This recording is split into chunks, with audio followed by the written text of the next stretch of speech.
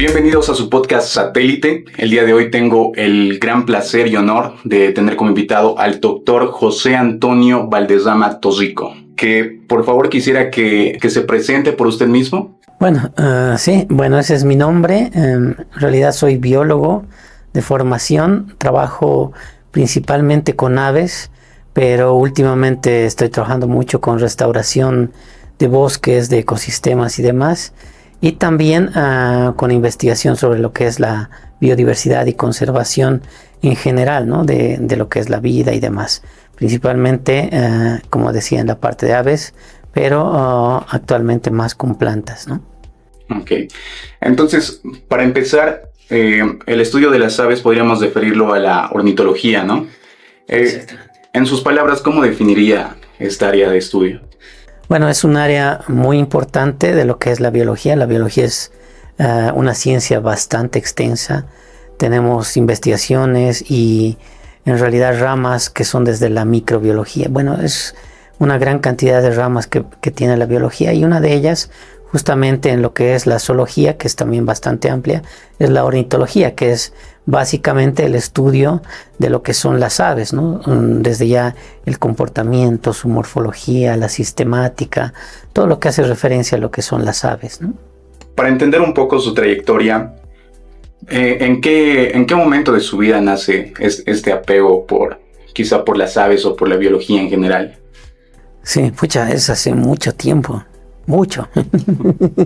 La verdad, yo nací en La Paz, entonces La Paz es una ciudad casi totalmente de cemento, ¿no? O sea, de concreto y cemento, entonces hay muchísimos edificios y demás, y hay muy pocos árboles y demás. Entonces, cuando era niño, hace mucho tiempo atrás, yo vivía en una casa donde habían muy pocos árboles, obviamente, pero mi ventana siempre daba hacia unos arbustos. Entonces, seguramente tenía, no sé si 10 años o algo así, empecé a ver hacia el arbusto porque siempre llegaban loros. Y para mí era impresionante que en una ciudad como La Paz, que es a gran altitud, que tiene bastante altitud en general sobre el nivel del mar, y con tan poca vegetación hayan loros. Entonces me acuerdo que pregunté a mis parientes, amigos y demás, si habían loros. Me dijeron, no hay aquí, que es una locura y demás. Entonces averigüé un poco, investigué un poco, y claro que sí habían loros. Eran de la especie Silopsiagon aymara, que son unos loros de altura. Bueno, en ese momento no sabía ni las especies ni nada, pero me empezaron a interesar mucho las aves. Posteriormente viajé bastante con un amigo que tenía en La Paz, que justo tenía una propiedad en los yungas de La Paz. Entonces los yungas en La Paz son impresionantes por la biodiversidad que albergan, por el tipo de vegetación, los ecosistemas que hay. Es totalmente diferente a lo que es la ciudad. Entonces, como era tan contrastante y lleno de vida, eso es lo que me gustaba. Entonces siempre esperaba las vacaciones para poder volver ahí a los yungas de La Paz y ver todo lo que era la naturaleza, ¿no? Entonces, podríamos decir que tienes esta conexión tal vez porque encuentras algo así como una luz en un túnel de cemento, ¿no? Porque podríamos decir que en ese momento tu vida era ver todo concreto, y en algún momento ves algo diferente, ¿no? Algo colorido, algo con vida, y claro, llama bastante la atención, ¿no? Sí. Y comentando que ya desde ese entonces había muchos edificios en La Paz, si entendí bien, desde ese entonces ya había muchos edificios. Sí, construcción. Lo cual hace difícil, ¿no? El acceso de las aves, porque muchas veces los edificios estorban mucho a las aves, ¿no? Tanto de día como de noche.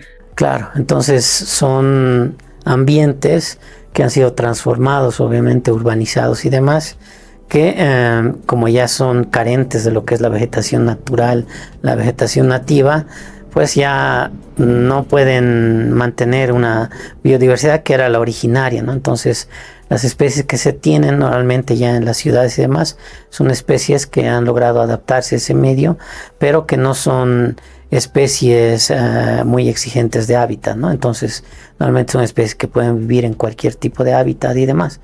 Entonces son una cantidad mucho menor a las originarias, pero obviamente hay especies muy interesantes inclusive dentro de las ciudades, y actualmente en muchas ciudades de todo el mundo se está tratando de por lo menos mejorar la situación ambiental en las ciudades, que a un principio el crecimiento urbano era descontrolado y talaron casi todo, secaron muchos humedales y demás, con tal de conseguir con la construcción y la expansión de la ciudad, ¿no? Y no han tomado en cuenta la cuestión de la biodiversidad de los ecosistemas y de tener un ambiente saludable, que era bien importante. Entonces, en otras ciudades en Europa y demás que han cortado todo, pues se han visto en un momento tan terrible en el que no habían árboles y demás. Y ya cuando uno ha perdido todo eso, entonces han empezado muchas enfermedades, muchas cuestiones como el estrés y demás que han hecho que la gente recién se dé cuenta de la importancia de lo que era tener ecosistemas naturales dentro de la ciudad. Entonces, en otras ciudades que recién están empezando a crecer mucho más, entonces es súper importante tener estos conceptos de tener una ciudad muy amigable en relación al medio ambiente, tener árboles que no sean solamente ornamentales, sino nativos, tener pequeños corredores biológicos entre parques, plazas y demás, donde la fauna, la flora se pueda desplazar y dispersar, ¿no? Entonces esas ciudades son increíbles, ¿no? Y hay ejemplos bien bonitos en muchos países próximos. En Colombia hay unos parques y unos corredores que son increíbles. En Ecuador igual, inclusive en las casas y demás, cultivan plantas como orquídeas y demás que son muy atractivas a picaflores. Entonces tienen ciudades y pueblos que tienes las plantas y los picaflores que son combinaciones muy interesantes para los turistas, para la misma gente. Entonces se ha visto por muchos estudios y demás que se han hecho en otras partes, que ciudades que tienen o que albergan su naturaleza no intacta, ¿no? Pero en condiciones bastante bien conservadas, la gente también es más alegre, es menos estresada y demás. O sea, imagínate nomás en Nueva York, en Estados Unidos, tienen ese parque gigante ahí, que es espectacular. O sea, es un encuentro con la naturaleza en medio de una selva de cemento y demás. Entonces, pensar en ese tipo de cosas es muy importante. Ahora, especialmente en Cochabamba, que se está expandiendo cada vez más y cada vez nos encontramos con ambientes más secos, con menos árboles, con menos especies nativas, ¿no? Y demás. Entonces, son cosas que sí son bien importantes de pensar, ¿no? Eso me lleva al siguiente punto que quería tratar. Y es que estoy consciente de que has sido partícipe en el Libro Rojo de Bolivia, ¿no? En el Libro Rojo, cuando leo, más que todo para esta conversación me enfoqué en el área de aves, pero me imagino que esto afecta a todas las especies que están ahí.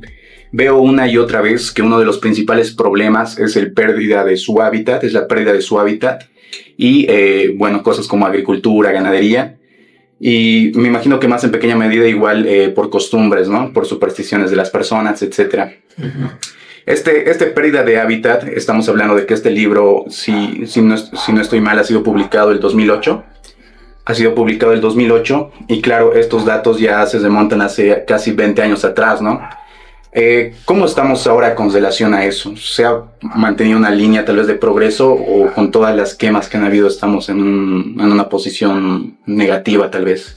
Sí, bueno, en realidad más o menos se publica el 2009, ¿no? Y ha sido muy interesante, o sea, he tenido la suerte de participar y bueno, más o menos dirigir lo que ha sido el capítulo de aves en general. Es un libro rojo muy importante para cada país. El libro rojo de vertebrados y de flora también se realiza, donde cada país, una vez que ha solicitado la participación de muchos profesionales, de las publicaciones y demás, más o menos puede tener una idea de qué especies están en peligro de extinción en su propio país. Y claro, para Bolivia eso también ha sido muy importante. Tuvimos 2 libros anteriormente a ese, al del 2009, en el que se contaban con datos muy diferentes a ese libro, y por 2 razones importantes. El primer libro que salió, teníamos muchísimas especies que estaban casi amenazadas o desconocidas, porque en general habían, creo, 6 o 7 ornitólogos en todo el país. Tenemos casi 1.400 especies de aves y solamente habían 6 a 8 ornitólogos. O sea, un desconocimiento total de todo lo que era la biodiversidad en aves. En países como Estados Unidos tienen casi ni 1.000 aves y tienen más de 10.000 ornitólogos. Más ornitólogos que aves. Sí, eso era chocante aquí. Entonces los primeros libros eran muy pocos ornitólogos, gente que trabajaba con la distribución de aves, y por lo tanto había mucho desconocimiento. Para el libro del 2009 ya se mejoró bastante el conocimiento de las especies en aves, por ejemplo. Teníamos 3 especies que eran críticamente amenazadas por mucho tiempo, pero para el 2009 se vio que, por ejemplo, 2 de ellas, que se consideraban solamente razas de otra especie, eran en realidad especies completas y totalmente diferentes. Entonces recién, imagínate, el 2009 son, qué sé yo, 10, 12 años atrás, un poquito más, es poquito tiempo en relación a lo que es las etapas evolutivas de la especie y de la ciencia. Recién se han conocido como especies completas, y una de ellas es la paraba barba azul, por ejemplo, que es una paraba, un loro grandote, que es impresionante que recién en esa fecha se haya declarado como una especie completa. Una pava que es Paux unicornis, la pava copete de piedra, que igual se consideraba solamente una raza, y porque tenía una población en Bolivia y otra en Perú, no tenía, digamos, no estaba catalogada con una grave amenaza, que es actualmente eso. Entonces, esas cositas se han ido corrigiendo y ahora es una maravilla la actualidad, o sea, la tecnología, todo ha mejorado y ahora hay mucha gente que participa, por ejemplo, en la cuestión de sacar fotos, tomar datos de aves, de plantas, de animales y demás, y las cuelga en la web. Entonces ya hay aplicaciones y hay páginas web donde uno, sea cual sea tu profesión, pero que te guste la naturaleza, sacas una foto, haces una grabación y demás y la subes. Hay especialistas que reconocen la especie y te guían, llegas a la especie y ya tienes mapas de distribución que son increíblemente más completos. Antes teníamos datos de una especie rara, solamente 10 por la poca cantidad de gente que estábamos trabajando con eso. Ahora, con estas aplicaciones que hay, por ejemplo, eBird, Merlin, iNaturalist y demás, la gente, cualquier gente que le guste, saca fotos y toma datos increíbles. Se han encontrado nuevas especies para la ciencia con gente que solamente saca una foto y demás. Entonces estamos en un momento de revolución de lo que es el conocimiento de la distribución de las aves y es importante. Entonces hace un año, un poquito más atrás, ya se está efectuando un nuevo libro rojo de vertebrados. Entonces se ha atrasado un poco por cuestiones, creo, más políticas o no sé qué realmente. Entonces recién, supongo que siguiente año saldrá una nueva publicación. Entonces sí hay cambios en varias especies. Hay varias que han entrado en una etapa más crítica de amenaza, pero otras que están mejorando. O sea, siempre hay cosas buenas y malas en general, pero las especies, especialmente en aves, que es donde más trabajo, las especies que son más atractivas, más grandes, siempre tienen mayores esfuerzos de conservación.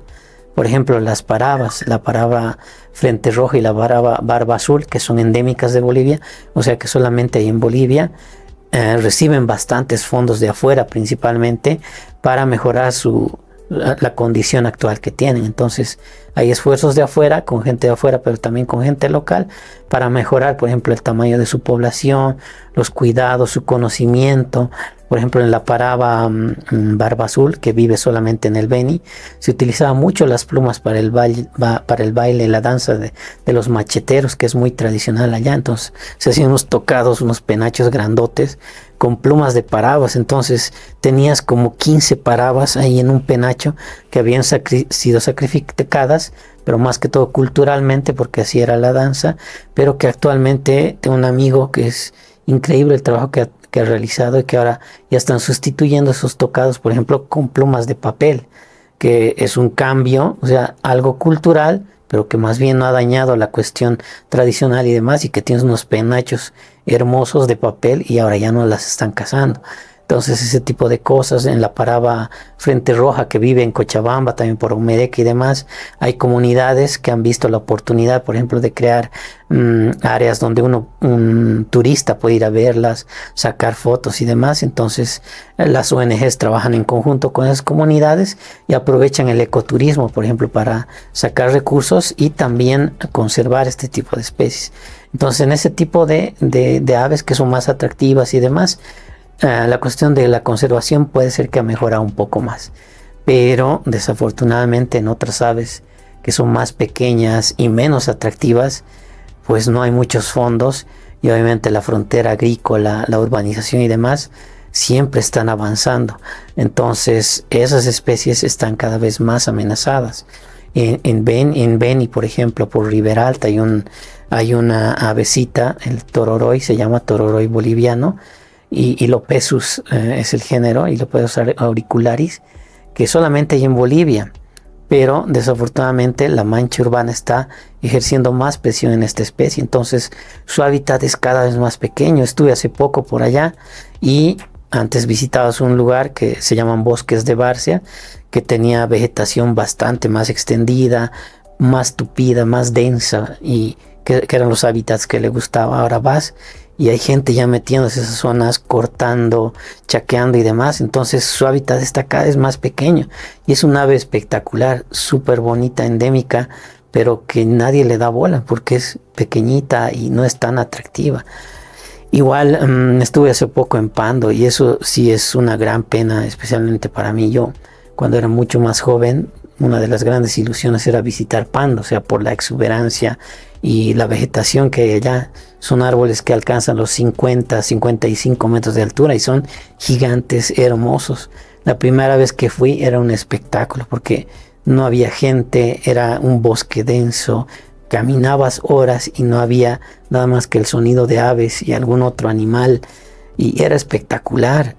Después, hace unos 10 años, un poco menos tal vez, volví ahí y en estas zonas ya por donde, por ejemplo, hacia el este de Pando, donde es Bruno Raco y demás, y ya hay madereros, ahí ya habían madereros ahí, entonces ya habían algunos árboles que habían talado, había más caminos y demás, y ahí ya era un poco más triste. Pero volví hace poco, hace unos meses atrás, y ahora si uno ve, por ejemplo, en Google Maps o en algún mapa de estos, y ves desde lejos, es una mancha verde todo Pando, pero te vas acercando haciendo más zoom y empiezan a aparecer comunidad, comunidad, comunidad, y prácticamente todo Pando está colonizado. Es impresionante, o sea, hay caminos, te vas en bote, lo que sea, y hay comunidad aquí, comunidad allá y demás.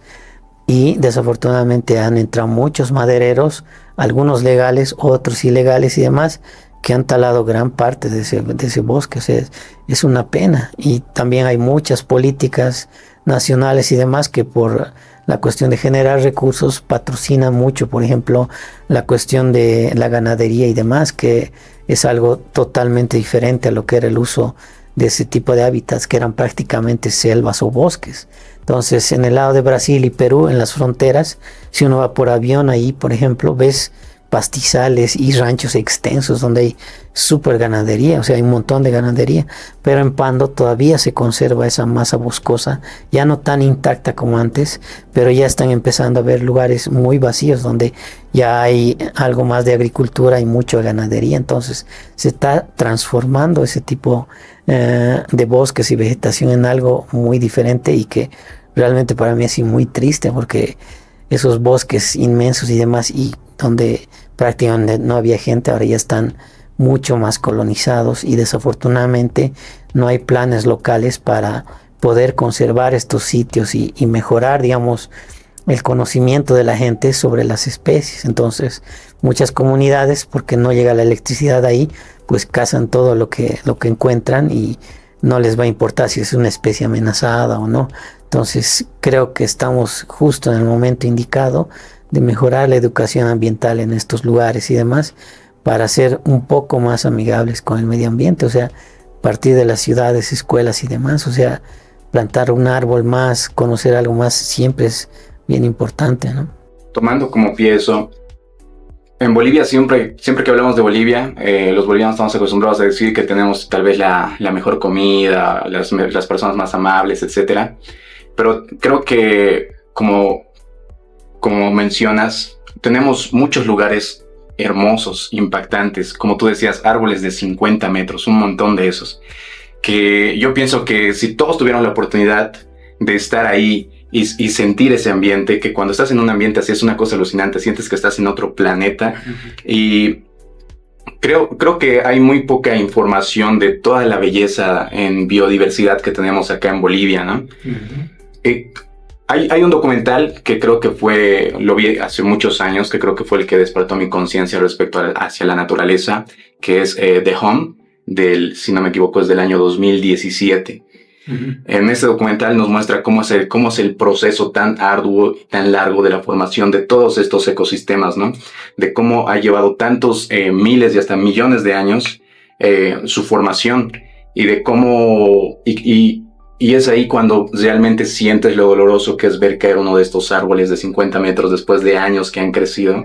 Uy, sí. Entonces es bastante doloroso ver cómo se acaba en un día, en una semana, con años y años de formación, ¿no? Sí, realmente es terrible. Como te digo, la primera vez que fui así, por decirte, a Pando, ¿no? Era impresionante. Pero ya cada vez que vas, cada vez hay menos de esos árboles gigantes y demás.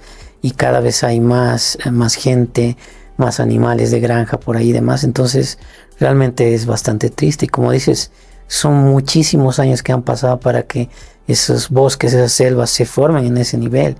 Cortas, y por más esfuerzo que haga la gente para volver a formar esos bosques, nunca vas a obtener esa combinación que tenías antes.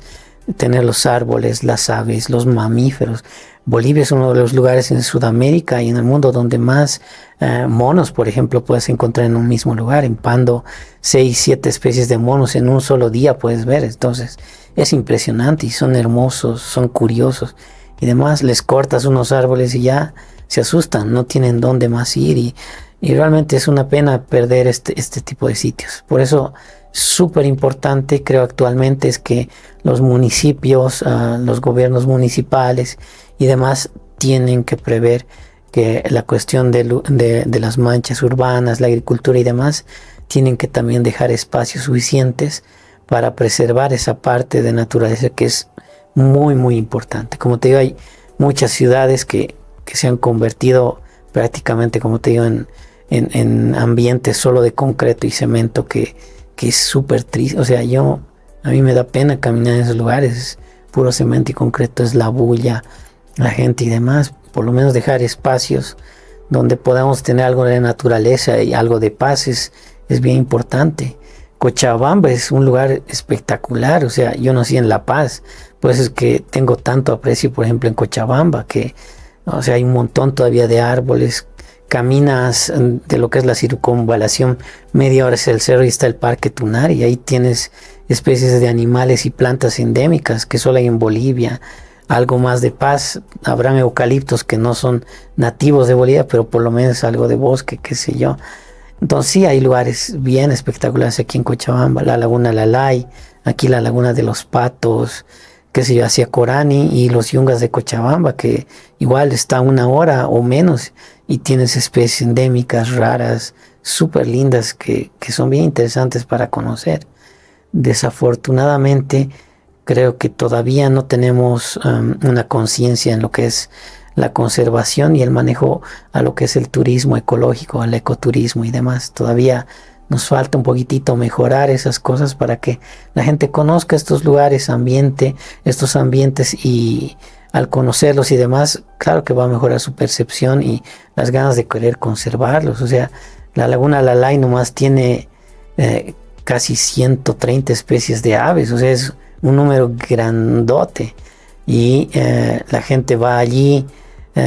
Mucha gente dice, bueno, no hay ni siquiera aves o qué sé yo, o hay 10 especies, algunos hasta la quieren secar, y últimamente veo que hay hartísimo desconocimiento de la funcionalidad y cómo es que es este ambiente natural. Hay etapas en las que la Laguna Lalay, por ejemplo, está con una carga de agua con un caudal alto, pero luego baja, y son formas que fluctúan naturalmente. Entonces la gente ve que disminuye el agua y dice, oh, algo malo está pasando, qué sé yo, y es una alarma. O sea, es algo natural. Ahí lo que nos tiene que alarmar es la cuestión de la contaminación. Cuando la contaminación es muy grande, ahí sí pueden surgir problemas. Entonces, algo es el caudal de agua, a veces vienen más algas, a veces vienen más macrófitas y demás cosas que, bueno, son fluctuaciones que tiene un ambiente natural, ¿no? Entonces, que sí se deben estudiar, que sí se deben mejorar, y también deben tener un plan de manejo. Todos los ambientes naturales que están dentro de las ciudades, que están dentro de la mancha urbana, sí o sí tienen que tener planes de manejo, porque ya no es la naturaleza la que manda directamente en los lugares, sino tiene mucha influencia la participación de la gente. la gente que tira la basura, la gente que recoge la basura, todo es muy importante ahí. Tener una política a nivel municipal y gubernamental de conservación, de mejorar la biodiversidad, es muy, muy importante. Ahora, con cuestiones de cambio climático, de certificación y demás, tenemos que darnos cuenta, o sea, ya urgentemente, de que tenemos que mejorar nuestro ambiente. O sea, tenemos el río Rocha, lagunas que están contaminadas, o sea, todos los años se contamina ahí, está feísimo, pero nunca hay una solución. Entonces, ya ha pasado tanto tiempo que sí o sí hay miles de formas de solucionar, hay que buscar recursos y demás, y de una vez hacer entender a la gente que todos merecemos estar en un ambiente sano. O sea, ¿quién no va a querer que sus hijos o sus papás vivan en un ambiente tranquilo, sano, donde no estén los malos olores ahí? O sea, tenemos que tratar de mejorar eso realmente. Quisiera regresar un momento al libro Rojo para adentrarnos un poco más en el esfuerzo que ha tenido su elaboración. ¿Cuánto tiempo tomó y cuántos datos se tuvieron que analizar? Además de eso, me imagino que tuviste que hacer viajes. Seguramente tuviste un equipo también. Sí, bueno, trabajamos aquí con la Universidad Mayor de San Simón y con el Centro de Biodiversidad y Genética. Entonces tienen auxiliares y gente que trabaja con esto. Entonces hemos estado unas 10 personas, principalmente reuniendo toda la información que había. Libros, publicaciones, literatura gris, todo eso se ha acumulado. Se han hecho contactos con la gente de todos los departamentos a ver qué gente conocía sobre aves, que desafortunadamente no son tantos, y hemos hecho un par de talleres grandes donde ha venido toda la gente y hemos ido evaluando. Bueno, previamente ya mediante correo electrónico y demás hemos hecho una preevaluación de qué especies realmente podrían estar con un cierto grado de amenaza.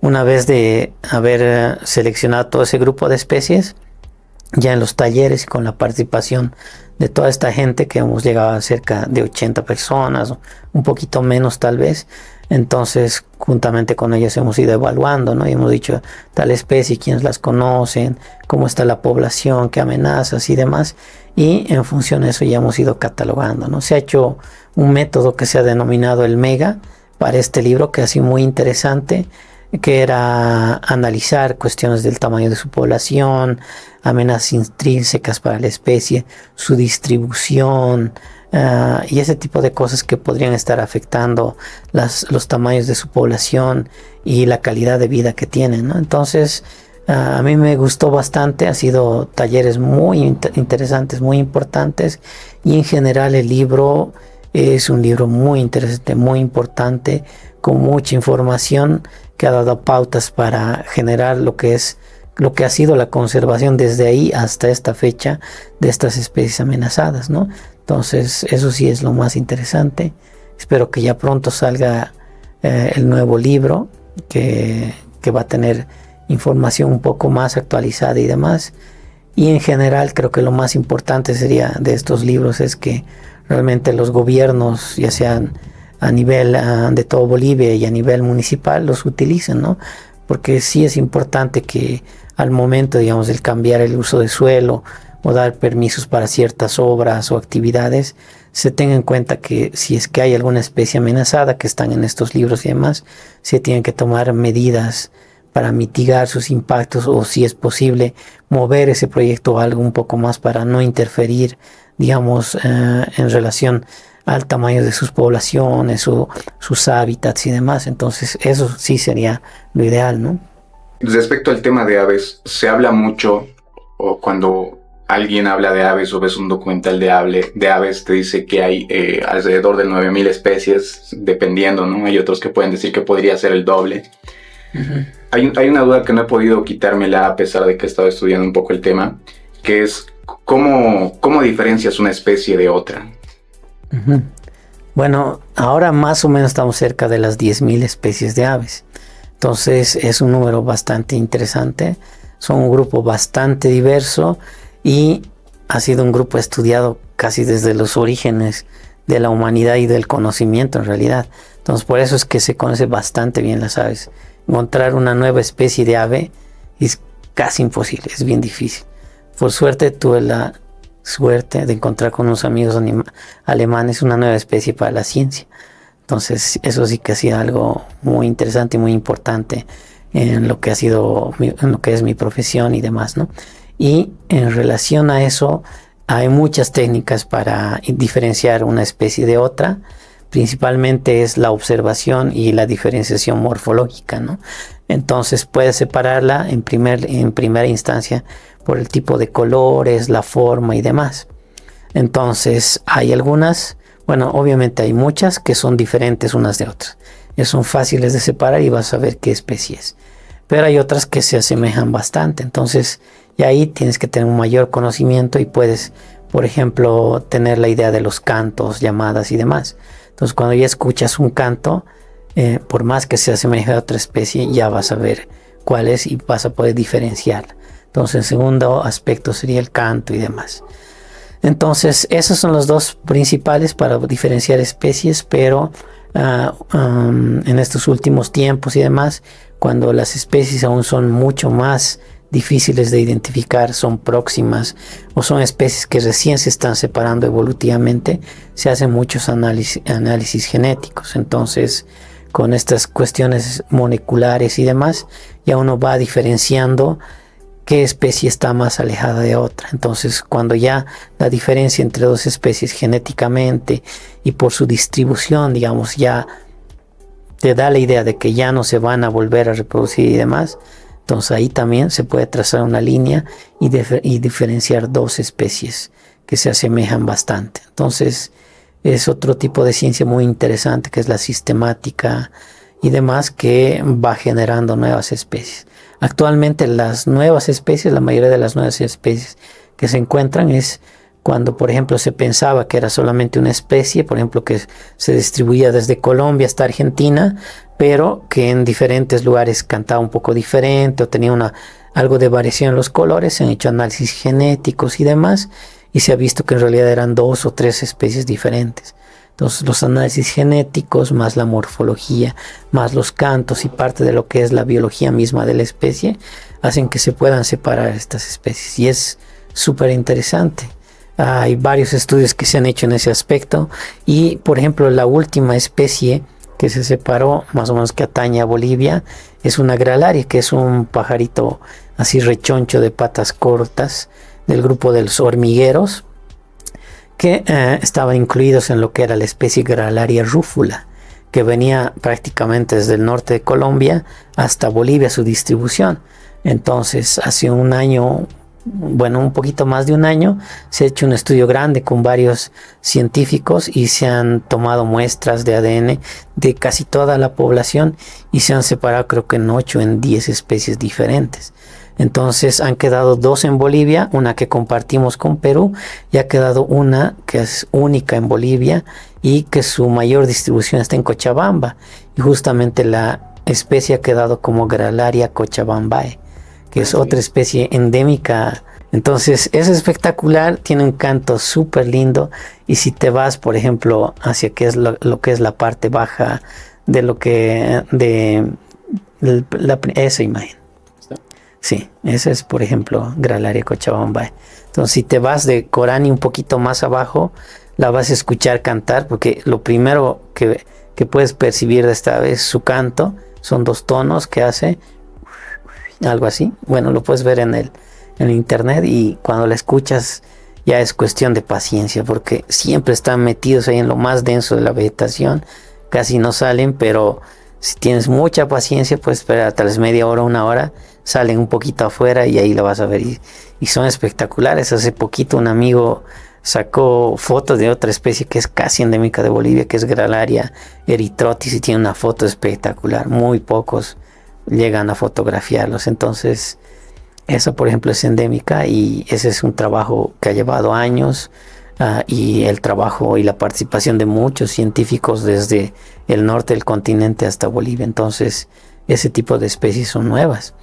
Y la más interesante que salió hace unos 3 o 4 años, se ha descrito entre Perú y Bolivia, que es una tangara, es una especie de tangara, que es un grupo de aves muy coloridas que se alimentan de frutos principalmente, que es Iridotraopis o'neilli. Entonces son de colores espectaculares y ha sido un hallazgo increíble de hace unos 10 años o más atrás, que la han encontrado en un recorrido en Perú con uno de los guías más importantes de aves que hay. Entonces hay un grupo bien interesante de aficionados a ver aves que se llaman Bird Watchers. Entonces son abogados, políticos, cualquier tipo de cosa. Hay uno que conozco que es una persona que pinta casas, pero todo lo que ahorra en el año se lo gasta haciendo un viaje solo para ver aves. O sea, y es fanático y es buenísimo. Entonces esos Bird Watchers, que no son necesariamente ornitólogos o científicos, se van a muchos lugares del mundo a ver aves. Entonces tienen su lista de las 10,000 aves y las van tiqueando. Entonces es como un hobby espectacular. Y por ejemplo fue una vez uno de sus tours a Perú, y uno de los más importantes guías que hay en relación al ecoturismo con aves estaba con ellos. Entonces salió esta ave que en inglés se llama Inti Tanager, que igual es un nombre espectacular, la tangara del sol se llama, y salió ahí. Entonces todos lo miran al especialista y el otro y es rarísimo porque es tan difícil encontrar una nueva especie de ave, y además de esa nueva especie es un género nuevo. O sea, es algo increíble. O sea, con tanta gente viendo aves, con tanta gente grabando y demás, o sea, encontrar esa cosa es impresionante. Entonces la encontré hace mucho tiempo atrás, nadie sabía nada, todos querían atraparla, porque si hay que atraparla para poder describirla y demás, pero aparecía rara vez. Entonces había una observación y qué sé yo, y luego ¡pum!, y no aparecía más. Entonces ha sido interesante que luego se ha trabajado en Bolivia, en la zona de Apolo y el río Machariapó, que es al norte de La Paz, y ahí también la observaron. Entonces ha sido bien interesante porque la población que realmente es reproductiva y demás, donde más se reproduce es en la parte de Bolivia, y solamente de cierta forma migra hacia lo que es en Perú. Entonces se ha visto el grupo más migratorio ahí. Entonces por eso es que no la encontraron todo el tiempo. Entonces ya se encontró las poblaciones reproductivas más en Bolivia, y ahí sí la han podido colectar y bueno, posteriormente describir. Un boliviano así partícipe también de ese trabajo, es espectacular. Entonces es un ave súper linda, tiene un color amarillo con algo de negro y tiene un canto espectacular. Es impresionante que nadie en tantos años de ornitología no la haya encontrado. Entonces bueno, ahora ya se puede ver un poco más fácilmente, ya hay grabados los cantos, hay videos y demás. Entonces ese es un ave sí muy muy interesante. Regresando un poco, me llamó mucho la atención que comentaste que descubrieron junto con tus compañeros alemanes una nueva especie. Sí. ¿Cómo sucede esto y qué especie fue? Sí, se llama Philomias wideni.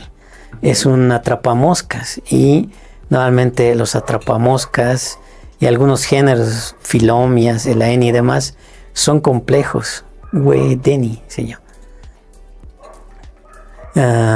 Son complejos de identificar. O sea, los ves y todos son es con Y, Philomias, y son difíciles de identificar. Entonces normalmente para separar las especies tienes que escuchar los cantos. Entonces mi amigo Sebastian Herzog se llama, él grabó los cantos y era muy diferente a otros cantos. Bueno, parecido, pero era diferente a otros cantos de otros Philomias. Y se ha trabajado con otra persona de Estados Unidos que trabaja mucho con cantos de aves, y le he dicho, probablemente es una nueva especie. Su profesión de él era escuchar cantos y tratar de reconocerlos. Y entonces cuando esta persona te decía, puede ser algo nuevo, realmente puede ser algo nuevo. Entonces volvimos a ese lugar con Sebastian Herzog y logramos llegar. Entre Beni y La Paz más o menos el lugar, es un lugar de yungas y demás. Y el primer día que llegamos ahí, todos cansados, tocamos el canto y vino ahí una pareja. O sea, fue súper rápido, pero bueno, el lapso entre hacer la primera grabación y tener la colecta así casi de 4 o 5 años. Entonces uno tarda bastante en lograr encontrar y describir una nueva especie. Entonces una vez hecha la colecta, yo la preparé. Fue la primera vez que alguien había agarrado esa especie de ave, entonces fue espectacular y emocionante. Entonces preparé la muestra, hice la taxidermia. Entonces se hizo la descripción y un par de años después ya salió la descripción formal de la nueva especie. Está dedicada a una persona que ha contribuido bastante en la ornitología, que es el señor Widen. Entonces pues se llama Philomees wideni y es una nueva especie que, bueno, en un principio era endémica de Bolivia, pero que se ha encontrado ya al extremo sur de Perú. Entonces es algo bueno porque se ve que la población es mucho más grande de lo que se pensaba. Entonces eso sí ha sido súper interesante, algo muy bueno. Ahora que trabajo un poquito más con plantas, también hemos encontrado nuevas especies de plantas que para mí es algo impresionante. En unas salidas aquí al Parque Tunari, que está a 1 hora, hemos encontrado un par de nuevas especies de plantas para la ciencia. O sea, qué locura es eso. O sea, vivir en un país tan biodiverso y en una ciudad tan diversa que puedes caminar 1 hora y descubrir una nueva especie. O sea, eso a mí me impresiona. Entonces fuimos con unos amigos, otra chica que se llama Hortensia, y buscando algunas plantas y demás, la encontramos. Hemos buscado al especialista, porque en Bolivia no hay tantos especialistas, son poquitos. Desafortunadamente hay muy pocos taxónomos, se llaman, los que se encargan de ver qué especies son y demás. Entonces son muy poquitos, porque desafortunadamente no hay esfuerzos ni recursos del gobierno para pagarle a un científico para que vaya a separar las especies y mejorar el conocimiento de la biodiversidad de un lugar, de un país. O sea, eso es una gran pena. Entonces hay poquitos. Encontramos un especialista en Argentina, súper buena onda, y él dijo, pucha, es una nueva especie, o sea, es totalmente diferente. Entonces la colectamos, obviamente, la describimos, sacamos fotos bonitas y demás, y está actualmente con el nombre de Filibertia navarroana. Entonces yo tengo un profesor que es una eminencia, el doctor Gonzalo Navarro. Él es español, pero ha trabajado muchísimo tiempo aquí en Bolivia, y él es el que ha realizado el mapa de vegetación de toda Bolivia. O sea, conoce enormemente lo que es la biodiversidad, especialmente plantas, y lo que es la biogeografía aquí en Bolivia. Interesantemente, nadie le había dedicado una especie todavía a él. Entonces era la gran oportunidad y dedicamos la especie a él, y bueno, todos felices. Pero en realidad lo más interesante es eso. O sea, caminas 1 hora en la montaña, tienes una nueva especie para la ciencia. Entonces eso nos denota, ¿no?, que el conocimiento todavía en lo que es la cuestión de lo que es la biología, la ecología y demás en Bolivia, en Cochabamba, qué sé yo, es todavía escasa en muchos factores, en muchas cuestiones, ¿no? Para que la gente se dé una idea, esto de caminar 1 hora y encontrar una nueva especie, me imagino que no pasa en muchos países del mundo, ¿no? Son contaditos los países, de los 97 países que tenemos. Ahorita, por ejemplo, podemos decir que Brasil tal vez está en primer lugar en biodiversidad. En realidad, en los países megadiversos se llaman, el que encabeza es Colombia. ¿Ah, sí?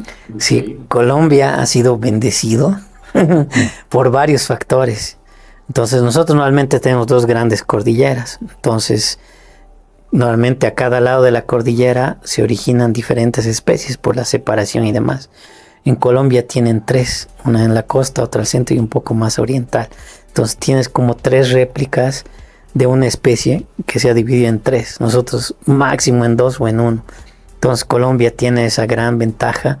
Tiene la ventaja que conecta a lo que es Centroamérica. Entonces muchas especies que migran o que van desplazándose más en su distribución van desde Centroamérica, y los primeros lugares a los que llegan es Colombia, por ejemplo, Venezuela y demás. Entonces esa combinación de factores ha hecho que Colombia definitivamente sea el país más diverso del planeta Tierra, más diverso en orquídeas, en aves, en otros tipos de plantas, en ranas y demás. Entonces es impresionante. pero Bolivia no está tan atrás. Estamos entre los 10 países más megadiversos de todo el planeta. Y, por ejemplo, en cactus, en cactáceas en general, estamos más o menos en el segundo lugar a nivel de todo el mundo. Solamente México nos gana por algunas especies. Y en Bolivia todavía pienso yo que tenemos algunas nuevas especies de cactus o de cactáceas en general que habría que encontrar o ver si esas distribuciones llegan hasta Bolivia. Entonces hay cosas muy interesantes. Orquídeas igual, o sea, tenemos hartísimas orquídeas y realmente no las conocemos. En un proyecto que hay aquí en el Parque Carrasco, que es una hidroeléctrica Ibirizu, que tiene pros y contras, o sea, se ha hecho mucha investigación, se ha trabajado mucho con orquídeas y, por ejemplo, antes de iniciar ese proyecto se pensaba que habían cerca a 100 especies de orquídeas, menos de 100 especies de orquídeas. Actualmente, y luego de los trabajos de investigación, están un poco más de 300 especies de orquídeas, o sea, es un número impresionante para una sola cuenca y muchas de ellas son nuevas especies, hay como cerca de 30 especies nuevas de orquídeas ahí. Entonces hay gente que ya está trabajando ahí. Hay uno de los especialistas, es Modesto Zárate, en orquídeas, una persona mayor, es un poco extraña, pero es un taxón muy impresionante, o sea... Los mejores siempre son extraños. Son súper raros. Modesto es así y es una máquina. Entonces sí, hay otras personas, igual Saúl Altamirano. Bueno, hay un montón de investigadores que son muy buenos y que por suerte están aquí y que creo que el gran problema es la falta de recursos, desafortunadamente, que es lo que realmente no deja avanzar la ciencia. Es cierto, porque aquí en Bolivia, por ejemplo, acaba de pasar las elecciones, en ningún momento hemos oído a ningún político hablar de que si me eligen yo voy a mejorar la conservación de los hábitats, etcétera, porque prácticamente eso no compra votos, ¿no? ¿Y por qué no compra votos? Pues porque las personas no estamos concientizadas de la belleza, de la riqueza natural que contamos aquí en Bolivia, y creo que hace falta mucho de esto, ¿no? Por ejemplo, yo he estudiado en la San Simón Diseño Gráfico. No lo he terminado, pero ahí me gustó de que nos hicieron adentrarnos en el libro Zoho, nos hablaron mucho sobre toda la biodiversidad que hay aquí, porque igual inspira mucho al arte, ¿no? Toda la variedad de colores, formas, etcétera, que hay aquí. Pero en muchas otras carreras nunca se menciona esto, en muchas universidades, en muchas instituciones de enseñanza, nunca se toca ni de lejos estos temas, cuando debería ser por lo menos un tema como se da cursos de primeros auxilios o cosas así. Yo creo que dar cursos de la riqueza y de cómo conservarla, ¿no? Que es aún más importante, debería ser muy importante, ¿no? Claro que sí, sí. Desafortunadamente la cuestión de conservación y biodiversidad está ahí al final nomás de todo. Cuando hay mucha necesidad de generar recursos económicos, principalmente en cuestiones de política, en administración de municipios y demás cosas, siempre es lo que es más importante. Entonces, o tienes un proyecto que va a destruir parte de lo que es un ecosistema, pero generar mucho dinero para las comunidades, o conservar 2 o 3 especies de animales que son raros, casi siempre va a ganar la otra cuestión, la cuestión económica y demás. Entonces, estamos todavía en un momento, desafortunadamente, somos un país que, a pesar de que tenemos una gran riqueza en biodiversidad y en muchas cosas, minerales y demás, estamos súper mal administrados. Los pilares básicos deberían ser la educación, la salud, ese tipo de cosas, pero lo que más prevalece siempre es la cuestión de la economía sobre todas las cosas. Y aún así, siempre somos mirados como un país bastante pobre. Entonces, eso es realmente una pena. Y como tú has dicho, los candidatos a la presidencia, cuestión de conservación, mejoramiento del medio ambiente y demás, está ahí abajo. Entonces, en el momento que haya que elegir, y creo que lo ha dicho alguno de los candidatos, entre conservación de la naturaleza y mayor producción, ya sea en cultivos o en lo que sea, primero va a estar ahí. Entonces, eso es una pena. O sea, debería haber un cierto equilibrio. O sea, hay países que han logrado eso. avanzar tecnológicamente en producción, hacer una producción más limpia, más sofisticada, que sea con mejor tecnología, para no dejar, digamos, este campo importante para cada gobierno, que es agricultura y demás cosas, pero también darle importancia a ese factor como es la cuestión de la biodiversidad, los ecosistemas, las áreas protegidas y demás. Hay países que viven, o bueno, gran parte de lo que generan para su tesoro nacional, para su economía, es dependiente de lo que es el turismo y la conservación. Por ejemplo, Costa Rica y demás, o sea, no tienen muchos recursos, pero viven relativamente bien gracias al turismo. Entonces, Bolivia tiene una gran chance de tener un buen ingreso por el turismo, no solamente por Uyuni, sino por muchas otras cosas, pero desafortunadamente las políticas nacionales para el turismo son malísimas. Le quitamos la visa a las personas de Estados Unidos o a otros países que normalmente venían por grandes cantidades y dejaban buen dinero. Ahora ya viene menos. Tenemos problemas de tránsito, hay bloqueos, hay otro tipo de cosas, infraestructura, carreteras y demás que no le damos la importancia requerida y no quieren venir por esos factores. Todavía están cuestiones otras que son más ilegales, qué sé yo. Tantas cosas que desafortunadamente muchos países ven a Bolivia como un lugar con riesgo para el ecoturismo. Entonces yo también trabajo en parte con lo que es el ecoturismo, con el aviturismo. Entonces normalmente voy guiando a algunos grupos que van a ver aves y demás. Entonces en muchos países donde vienen dicen, ojo, si vas a ir a Bolivia es un lugar peligroso. O sea, decidí, si vas ahí es bajo tu riesgo.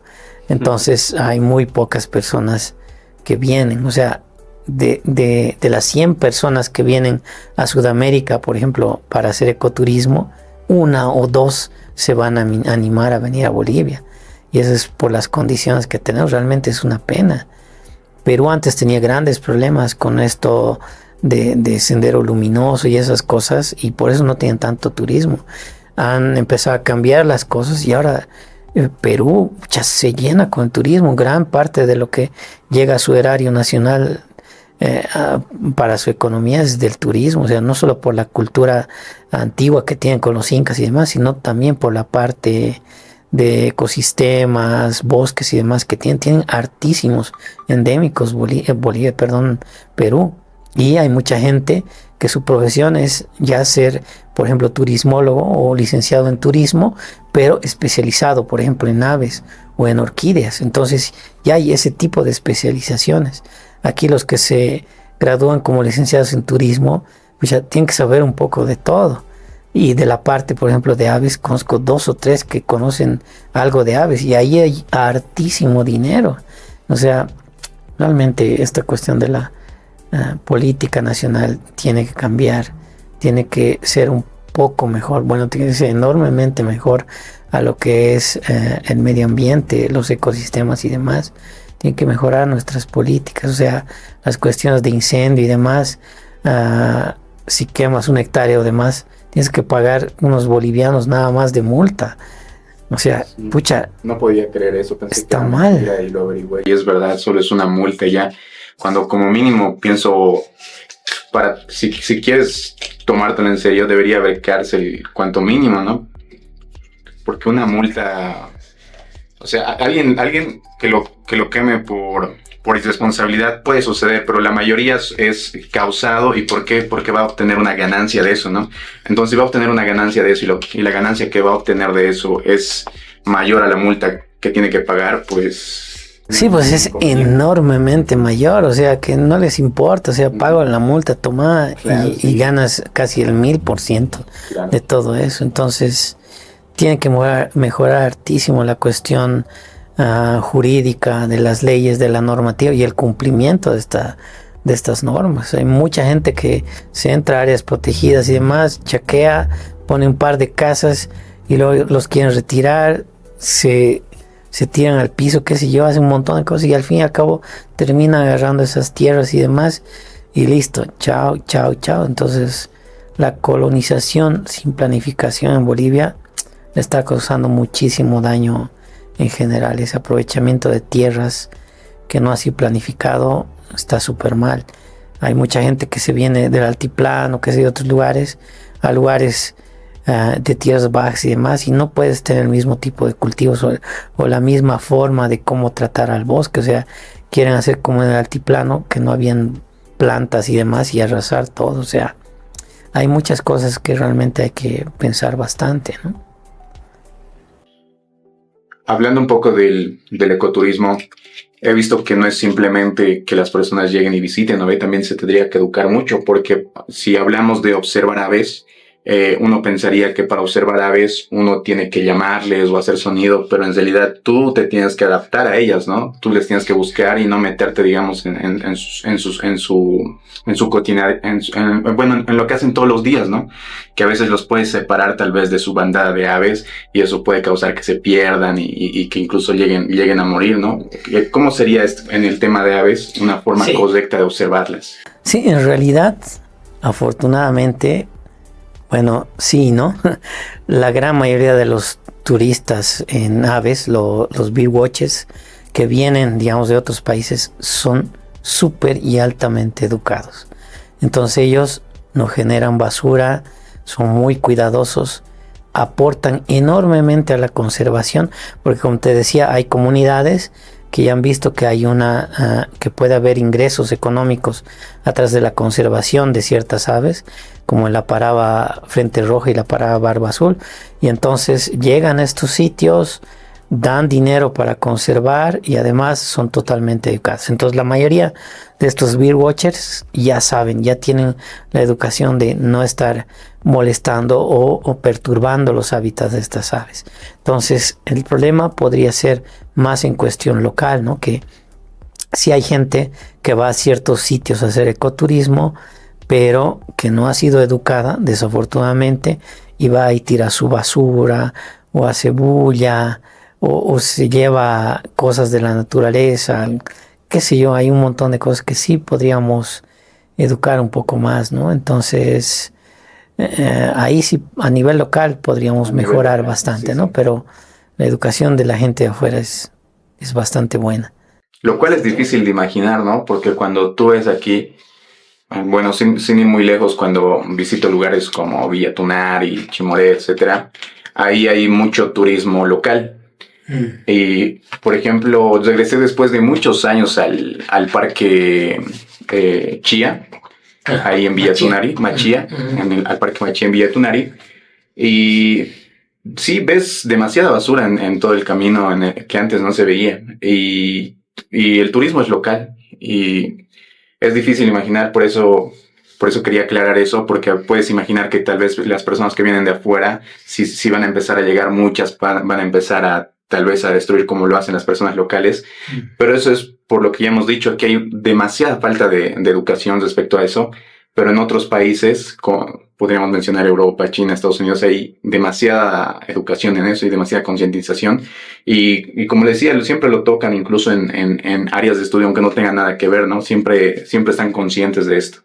Sí, no, o sea, la educación ambiental allá y es desde los niños, desde la etapa de básico, ya llevan cómo plantar árboles, la cuestión ambiental, cómo mejorar sus casas, sus barrios y demás, para tener cierta armonía con la naturaleza misma. Hay ciudades grandotas que trabajan mucho en este tipo de cosas y que los niños ya saben, o sea, desde chiquitos, ¿dónde tiras la basura? Tin, ahí y demás. O sea, yo me acuerdo, a mi hijo trabajamos bastante con mi esposa en esta cuestión de la basura y demás. Me acuerdo cuando era más chiquito, una vez agarré una basura y le dije, tírala por la ventana. Tenía 5 años, creo él, un poquito más. Y me miró raro y me dijo, pero es basura, ¿cómo vas a tirar por...? O sea, yo estoy feliz porque sé que, por ejemplo, él va a tener ese tipo de educación.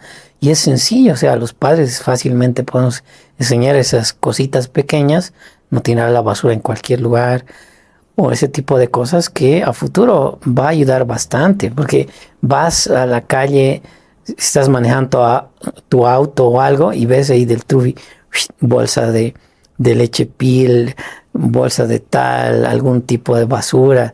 Tienen un montón de cosas, hasta bolsas gigantes de basura, ¡pum!, las están tirando ahí. O sea, ¿qué demonios? ¿Qué es eso? O sea, no puede ser. Ya tirar una cascarita ahí a un árbol que va de cierta forma a abonar unas pepas, ya está por ahí, pero pucha, tirarle plásticos y demás, y es terrible. Y hay mucha gente, por ejemplo, que veo igual en la Laguna de Alay diciendo, ay, pero esto está sucio, que está mal, y ve.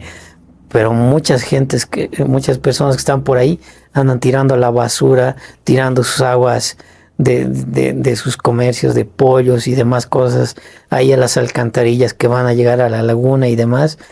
Entonces, todos de cierta forma son culpables de empeorar esos ecosistemas, ¿no? Entonces, tenemos que mejorar mucho la conciencia ambiental.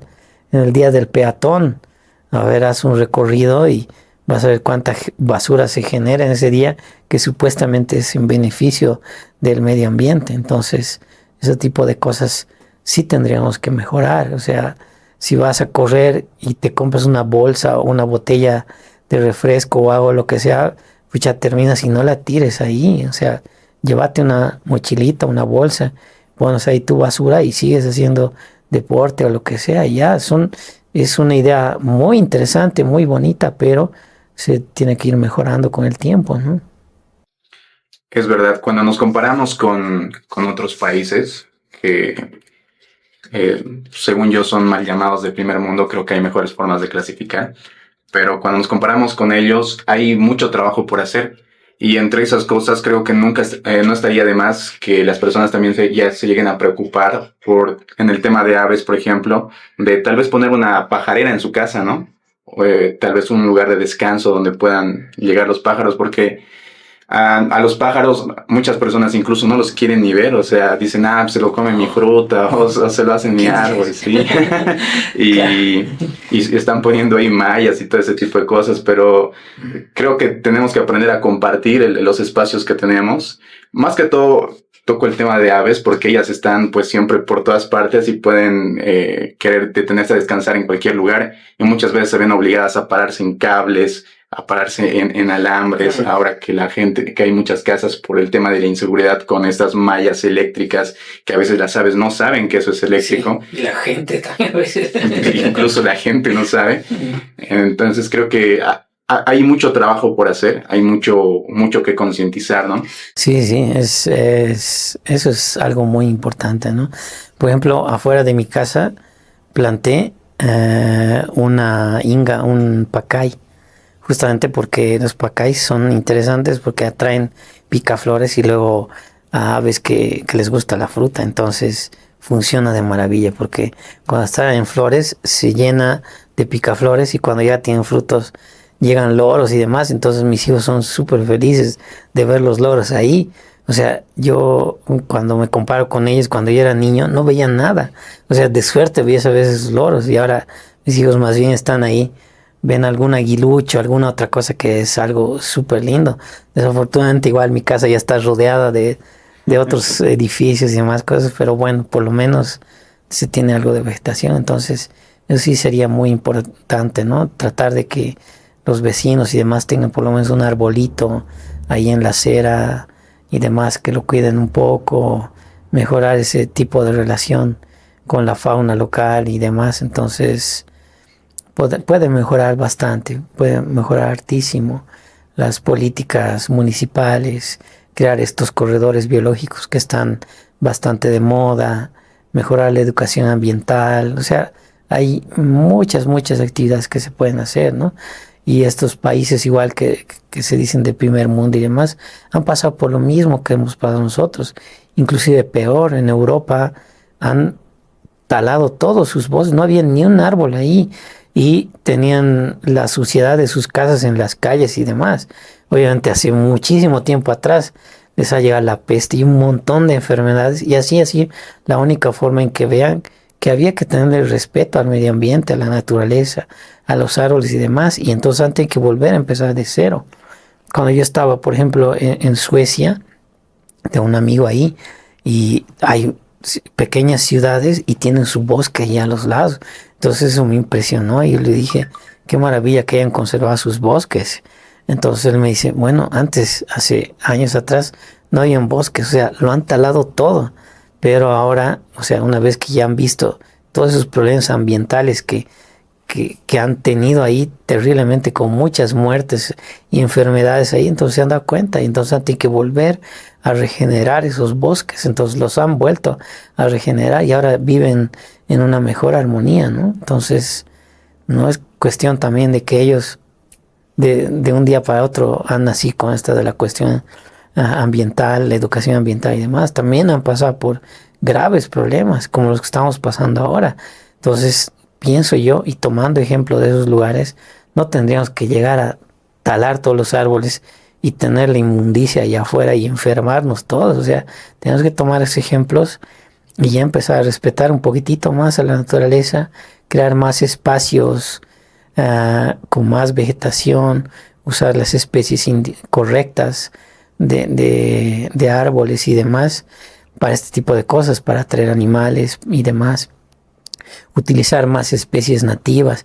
Otro problema que tenemos, que a veces se quema algún lugar o hay un lugar que no tiene vegetación y hay mucha gente que sí quiere ayudar y que tiene mucha voluntad en eso. Entonces, vamos a reforestar. Bueno, se reúnen a veces hasta instituciones y dicen, ya, vamos a conseguir 1000 plantas y todos ayudan a reforestar. Listo, tin.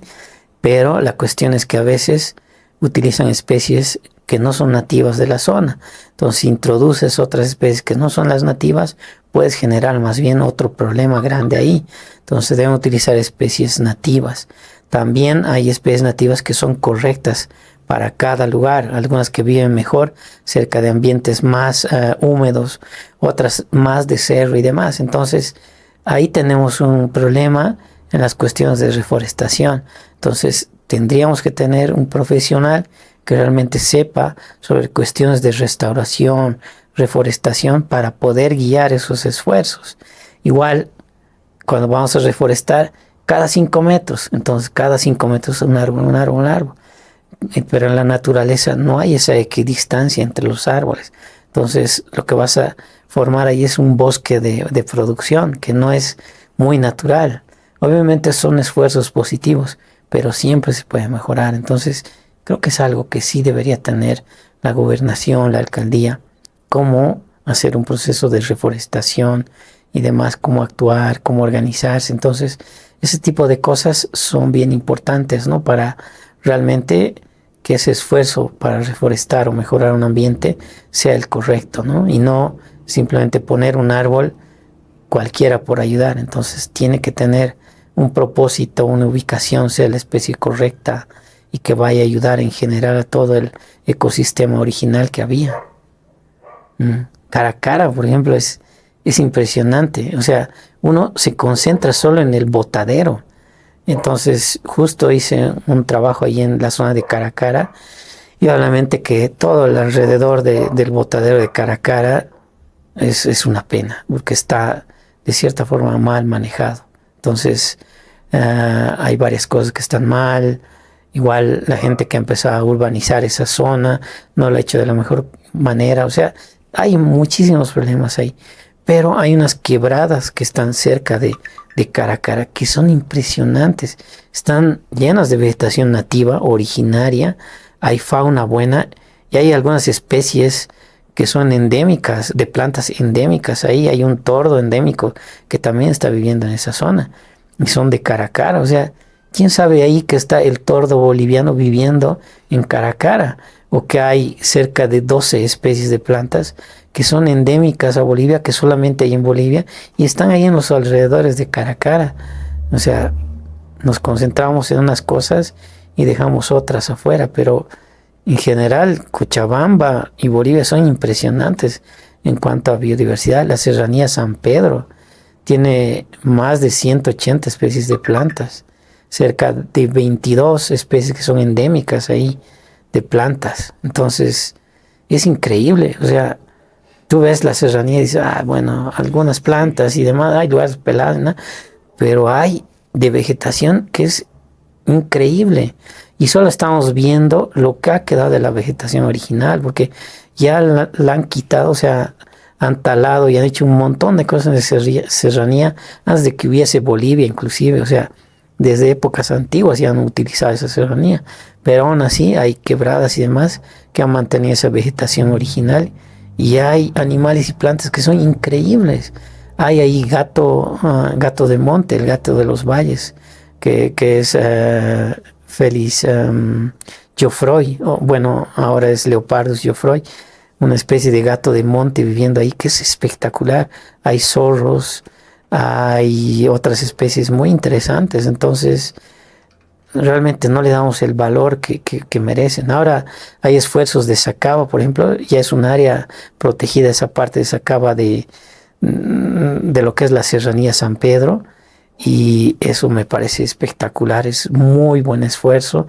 Hay gente local que quiere conservar esa zona, del lado de Cercado igual, entonces la Serranía San Pedro es espectacular, o sea, no se la pierdan. A modo de ir al Cristo, hay unas entraditas a la serranía que puedes caminar ahí, vas a ver loros, vas a ver mariposas, plantas, un montón de cosas bien interesantes, es increíble.